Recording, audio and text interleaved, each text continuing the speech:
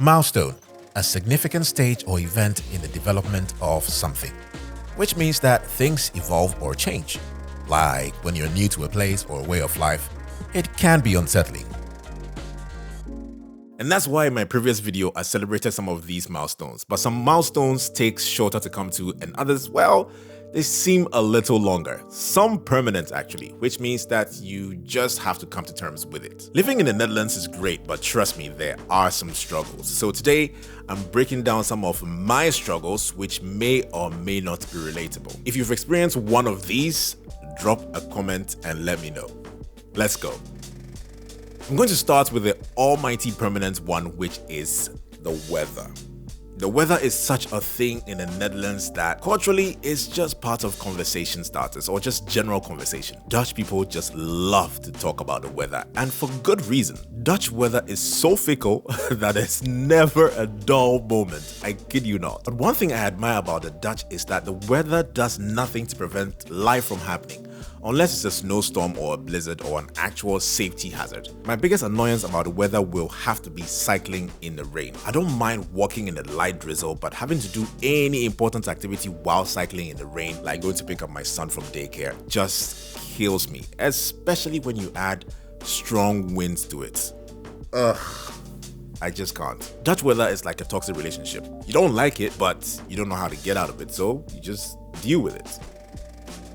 I said in my previous video that this is one of the milestones to achieve that brings you closer to experiencing life in the Netherlands from a Dutch perspective. So if you don't have a bike in the Netherlands yet, then you're probably somebody I consider to be in a unicorn tier. It's not, you're special. The thing is, biking sounds easy until you actually do it in the Netherlands. First of all, Dutch people bike like they are in Fast and Furious Amsterdam Drift. I kid you not. The way they weave through traffic, doing almost everything imaginable. Either they are carrying another person on the bike, moving furniture, like a whole moving furniture, eating lunch, next level skills. But I have also noticed that for a foreigner, it can be quite intimidating with how fast some people ride, remembering all these rules, navigating the bike lanes and all that. It's quite a challenge. If you've ridden your bike during the peak hours, you would understand how draining it can be. I think it's one of the relatable struggles that even Dutch people can relate to. Cycling is great for transportation and maybe exercise, but it's not always fun, and you just have to accept it. And then we come to finding a house in the Netherlands. This is an actual extreme sport, and this is one that affects everyone, not just people moving here for the first time. Everyone's desperate to find a home, and housing crisis doesn't look like it's slowing down or is going to change anytime soon. All the hoops you have to jump through and the availability and all that. And the rent price is also exactly not a walk in the park. So yeah, this is one of the struggles that you just have to live with, and if you're lucky, you find a home or not. This one is more like a culture shock than a struggle, but also a struggle. When I discovered how early most shops and stores closed, I just couldn't believe it. Coming from a country where such businesses are usually informal, as in you have a corner store almost everywhere and most shops stay open till late, this came as a shocker to me, especially in the summer when there can be light all the way till 11 p.m. sometimes, and then your store is closed at 7 p.m.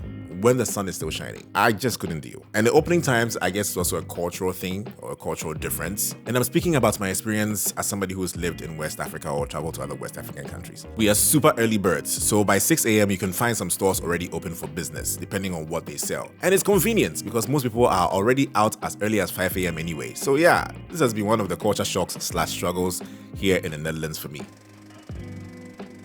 Learning a new language isn't easy, especially when you're a grown-up who's been used to 1 or 2 languages your whole life. And then you decide to move to a whole different continent, and now you're challenged to learn one of the most difficult languages on the planet. You need the language to integrate properly, and so you decide, I'm going to integrate, I'll learn Dutch. You practice, you memorize, and then you speak out these words, and then boom, they hit you with an English response. Like, bro, at least indulge me for a bit. Let me feel like I need to continue making an effort. So that is a bit of a challenge.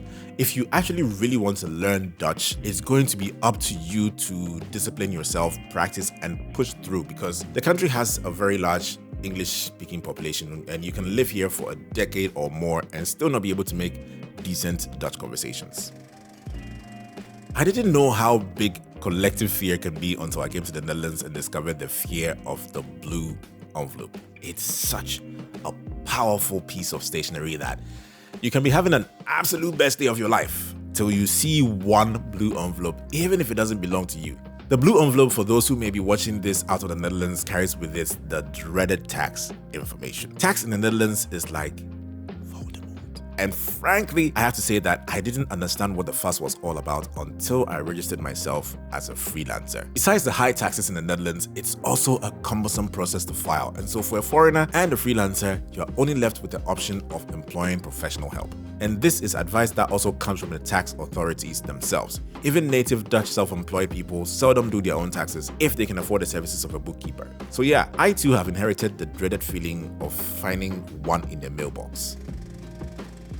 Winter in the Netherlands is basically Netflix's darkest TV series. You wake up, dark.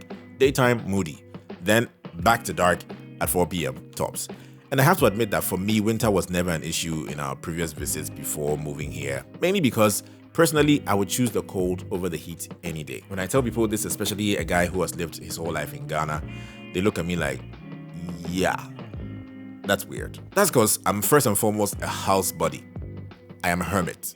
I can stay indoors all day and only require an occasional walk to stretch, and then yeah, it's back indoors. That's until we had our son and moved here. Living here fully and having to do activities beyond just chilling and stretching makes it a big struggle. So I fully understand now. Perhaps my least favorite experiences will be forgetting to pick up your gloves or going cycling without them.